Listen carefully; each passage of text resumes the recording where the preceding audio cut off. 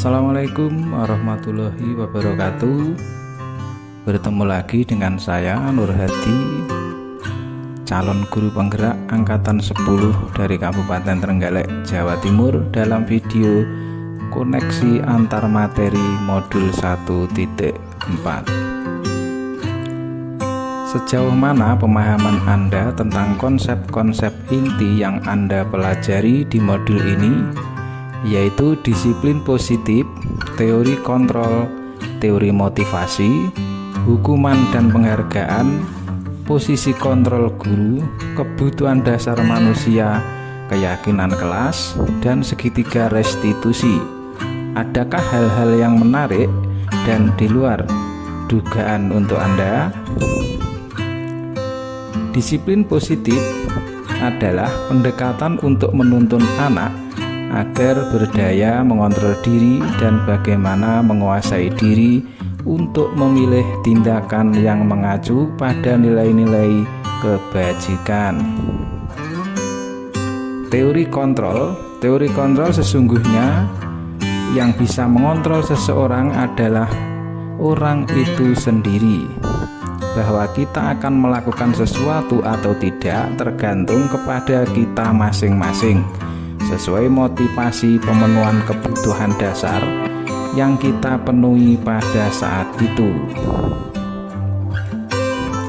Teori motivasi, setiap perilaku manusia memiliki motivasi dan tujuan. Motivasi dapat berasal dari luar atau eksternal dalam rangka menghindari ketidaknyamanan atau hukuman, dan atau untuk mendapatkan imbalan atau penghargaan. Adapun yang berasal dari dalam atau internal dalam rangka menjadi orang yang diinginkan dan menghargai diri sendiri dengan nilai yang kita yakini.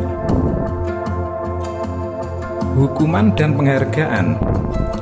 Penghargaan maupun hukuman adalah salah satu cara mengontrol perilaku murid yang secara tidak langsung menghambat potensi perkembangan pembelajaran yang sesungguhnya. Dalam jangka waktu tertentu, baik hukuman atau penghargaan sama-sama memberikan dampak yang sama, yakni ketergantungan, bukan kemerdekaan, serta mematikan motivasi intrinsik.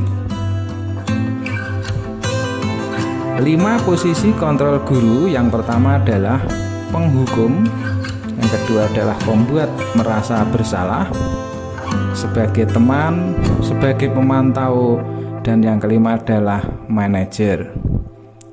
Keyakinan kelas, nilai-nilai kebajikan yang diyakini oleh kelas untuk menumbuhkan motivasi intrinsik dan budaya positif kelas.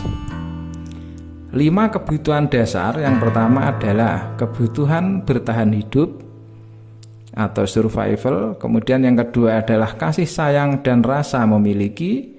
Yang ketiga adalah kebebasan. Yang keempat adalah kesenangan.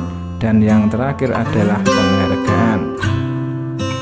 Segitiga restitusi adalah alur untuk menegakkan keyakinan bersama dalam kelas atau sekolah, menstabilkan identitas, validasi tindakan yang salah, dan menanyakan keyakinan.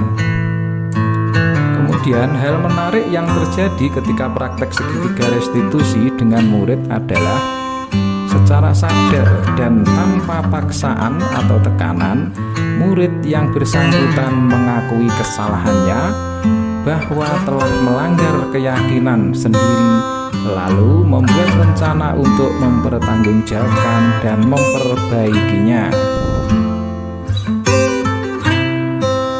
Perubahan apa yang terjadi pada cara berpikir Anda dalam menciptakan budaya positif di kelas maupun di sekolah Anda setelah mempelajari modul ini?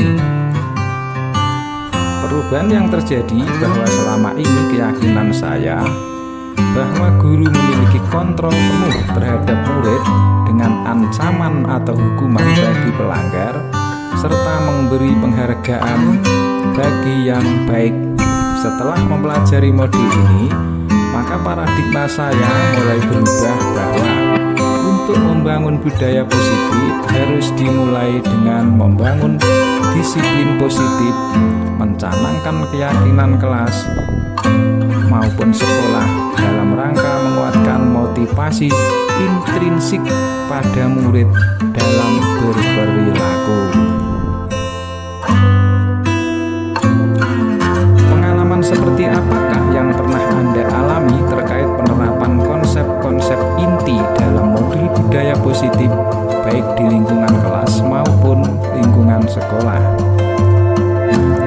Dalam mengimplementasikan diri dengan mengambil posisi kontrol sebagai manajer dengan penerapan segitiga restitusi, terkadang saya masih berbenturan dengan mayoritas teman yang masih mempunyai paradigma bahwa kontrol penghukum adalah yang paling efektif untuk mendisiplinkan murid, sehingga saya memerlukan pendekatan khusus dan waktu yang lebih lama dalam membangun pemahaman tentang disiplin dan budaya positif. Kemudian bagaimanakah perasaan Anda ketika mengalami hal tersebut? Perasaan saya tertantang untuk dapat mengimplementasikan posisi kontrol sebagai manajer dengan menerapkan segitiga restitusi untuk membangun budaya positif di kelas maupun di sekolah. Karena dengan mengambil kontrol manajer ini, guru akan memberikan kesempatan kepada murid untuk mempertanggungjawabkan, memperbaiki, serta menemukan solusi atas kesadaran dirinya sendiri pada nilai-nilai intrinsik yang mereka yakini. Menurut Anda, terkait dengan pengalaman dalam penerapan konsep-konsep tersebut, hal apa yang sudah baik dan adakah yang perlu diperbaiki? Hal baik yang ada adalah bahwa saya di kelas dan di sekolah sudah memiliki peraturan dan tinggal diwujudkan menjadi keyakinan kelas atau sekolah. Adapun yang perlu diperbaiki adalah posisi kontrol seseorang guru yang cenderung penghukum, membuat merasa bersalah, atau teman diganti menjadi peran sebagai manajer. Sebelum mempelajari modul ini, ketika berinteraksi dengan murid, dari 5 posisi kontrol, posisi manakah yang paling sering Anda gunakan dan bagaimana perasaan Anda sekarang? Apakah perbedaannya? Sebelum mempelajari modul ini, saya sering menggunakan kontrol sebagai penghukum. Namun, setelah mempelajari modul ini, saya memperbaiki diri untuk mengambil peran posisi sebagai kontrol manajer agar memperbangun karakter siswa dengan identitas sukses, bukan identitas yang gagal.